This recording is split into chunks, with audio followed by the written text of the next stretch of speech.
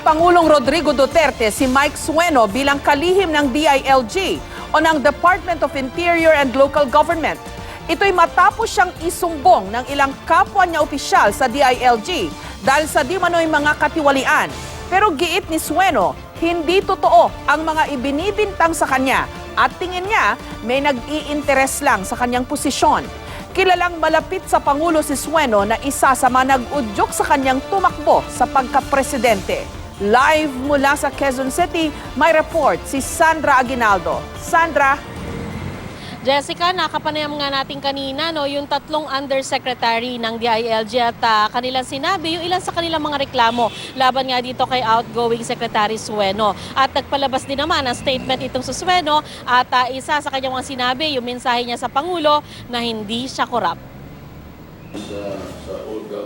Sa videong ito ni Ismael Sueno sa pulong ng gabinete, tila nagpapaliwanag siya. It's not true that Ito na ang huling cabinet meeting ni Sueno bilang DILG Secretary bago siya simibak sa pwesto ni Pangulong Duterte. Hindi malinaw kung ano ang itinatanggi ni Sueno sa video sa YouTube channel ng Radio TV Malacanang o RTVM. Bago nito, may natanggap ang Malacanang na sulat ukol sa mga reklamo raw kay Sueno sa DILG mula sa grupong Mayor Rodrigo Roa Duterte, National Executive Coordinating Committee o MRRD, NECC.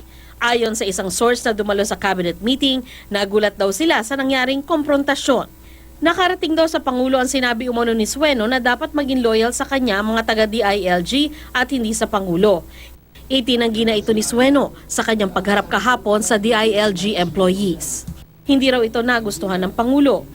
Kinuwestiyon din daw si Sueno tungkol sa maanumalyang kontrata sa pagbili ng mga fire truck ng DILG. Pero pumalag daw si Sueno at sinabing matagal nang napabid ang kontrata sa panahon pa ni dating DILG Secretary Mar Rojas. At hindi raw siya sinabihan ng legal department niya na may issue sa kontrata. Pero sabi raw ng Pangulo, ang kanyang legal team daw ang nag-imbestiga mismo sa kontrata at nakitang maanumalya ito. Bago matapos ang cabinet meeting, sinabi raw ng Pangulo na wag nang dumalo sa cabinet meeting sa Sueno dahil hindi na siya cabinet secretary.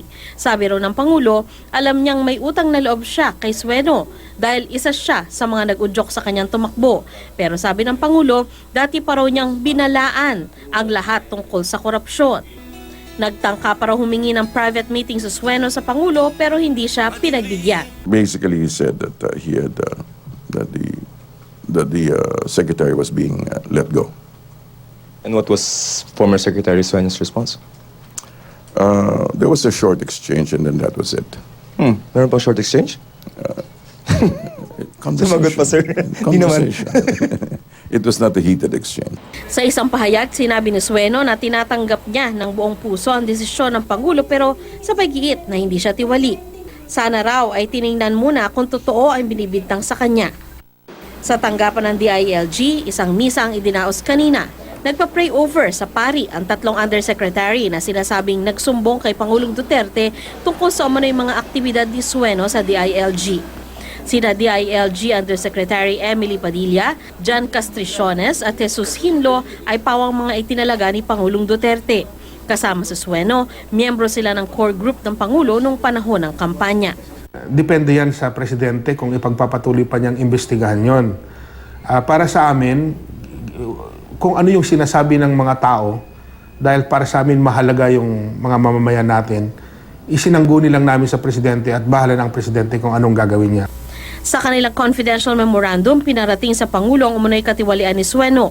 Lumago raw ang negosyo nito tulad ng hotel at farm sa South Cotabato at bumili ng bagong truck para sa kanyang rice business. Pinagpatuloy din umano ni Sueno ang pagbabayad ng Rosenbauer fire trucks mula sa Austria kahit na may nakabinbing kaso sa Korte Suprema kaugnay nito. Bumiyahe raw sa Sueno sa Austria kaugnay nito. Ayon sa kampo ni Sueno, inaprubahan ng Malacanang mismo ang biyahe ng kalihim sa Austria para masigurong maayos sa mga fire truck. Ang pagbabayad naman daw sa fire trucks ay dumaan umano sa Department of Finance. Posible raw nabigyan ng maling impormasyon ang Pangulo ng mga taong interesado sa pwesto niya. walang ibang mataas na posisyon kung hindi yung taga-testa. So yun ang gusto nilang ipalit sa akin. The president has done due diligence. And so he has checked into the matter, and some people, and apparently he has taken note of several legally untenable situations. Itinanggi naman ng mga undersecretary na si TESDA Chief Jean Mamundyong ang gusto nilang maupo sa DILG. Si Undersecretary Hinlo naging emosyonal dahil sa aniyay panggigipit umano ni Sueno. Tinanggalan po kami ng security.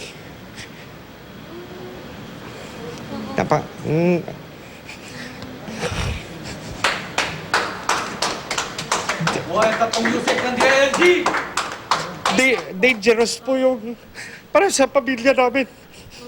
Tinanggalan po kami ng security. Mahal namin si Secretary. Mahal namin. Kasama niyo po siya nung kampanya, ano?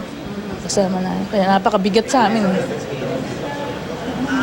But it was the decision of the President. Tingin naman ng legal advisor ni Vice President Leni Robredo ang pagtanggal kay Sueno ay posibleng pasakalye sa pagtalaga kay dating Senador Bongbong Marcos sa DILG. Akmara ko si Marcos ang magiging DILG Secretary, lalo pat gustong suspendihin ang administrasyon ng barangay elections na posible raw mauwi sa authoritarianism. Wala pang pinapangalanan ng Pangulo na kapalit ni Sueno. Ayon kay Abella, hindi rin daw nabanggit ang pangalan ni Marcos sa mga pwedeng pumalit. Dati na rin daw sinabi mismo ng Pangulo na ayaw ni Marcos sa DILG post. Pinagtanggol naman ng Malacanang ang tila magkaibang aksyon ni Duterte kay Sueno at kay Tourism Promotions Board Chief Operating Officer Cesar Montano na parehong inakusahan ng korupsyon. It's not a question of inequality, it's just that this is something that he has given due diligence to. Bago si Sueno, nag-resign si dating National Irrigation Administration Chief Peter Laviña dahil din sa mga aligasyon ng korupsyon. Jessica, nagpunta tayo kanina dun sa opisina ni Secretary Sueno at buong araw ay hindi na siya nagpakita doon. Wala pa naman tayo nakitang pagliligpit ng gamit pero yung kayong mga tauhan patuloy pa rin naman sa kanilang mga trabaho. Jessica? Sandra, sa pagkakaalam ko ang DILG may 5 undersecretary, no? So out of the 5, 3 ang kontra kay Sueno. May 2 pa na ano ba ang pagkakaalam mong saan kanino naman sila pumapanig? Neutral ba sila o sino ang pinaniniwalaan nila dito sa allegations na ito? Sandra? Jessica, may 2 other undersecretaries pa. Yan si Undersecretary Panadero na matagal nang nasa DILG dahil career official siya at doon pa raw panahon to 20 years ago nung siya ay maluklok sa DILG. So ilang administrasyon na rin ang kanyang pinagdaanan. Yun namang isa ay si Undersecretary Cuy at siya ay appointed din ni President Duterte. Bagamat siya ay naka-in-charge ngayon at busy siya doon sa paghahanda sa ASEAN, kaya siya daw ay nung dumalaw nga ako sa kanyang opisina, sinasabi ng kanyang mga tauhan, hindi siya kasali dito sa 3 USEC na may reklamo laban kay Secretary Sueno. Kung papakinggan mo yung magkabilang panig, yung sinasabi ng Malacanang at ng mga 3 undersecretary, pagkatapos papakinggan mo rin yung panig ni Secretary Sueno, magkaiba syempre. Pero in the middle, or siguro yung Malacanang nasa gitna, no? Sabi ni spokesperson Abella, 2 beses niya yata binanggit yung due diligence daw na ginawa ng Pangulo. Would you know kung anong due diligence kaya itong ginawa ng Pangulo, Sandra? Jessica, nung nagtatanong tayo sa kampo rin ni Secretary Sueno ay wala rin silang maisagot kasi ang dating sa kanila ay walang hininging dokumento sa kanila, hindi rin nagkaroon ng tsansa talaga si Secretary Sueno na makapag-explain fully in person din sa Pangulo. Ang impormasyon na narinig ko ay mula naman dun sa panig ng mga kontra kay Sueno at di umano ay ang Pangulo ay gumawa ng sarili niyang pagre-research at meron pa nga lumabas na balita nagsabi rin si DOJ Secretary Vitaliano Aguirre na nagtanong nga rin daw ang Pangulo tungkol dito sa mga sinasabing irregularities no na binibintang dito kay DILG Secretary. Pero bukod dyan, Jessica, ay wala na tayong anumang impormasyon kung gaano ka-extensive talaga yung ginawang pag-uusisa ng Pangulo dahil si Sueno mismo sa kanyang statement sa kanina, meron siyang nasabi doon, Jessica, na kung nagtanong lang daw sana ang Malacanang doon sa mga opisyal talaga ng DILG down to the regional level at local level ay mas makukuha daw sana yung kompletong kwento kaugnay doon sa mga akusasyon laban sa kanya. Jessica? Maraming salamat sa iyo, Sandra Aguinaldo.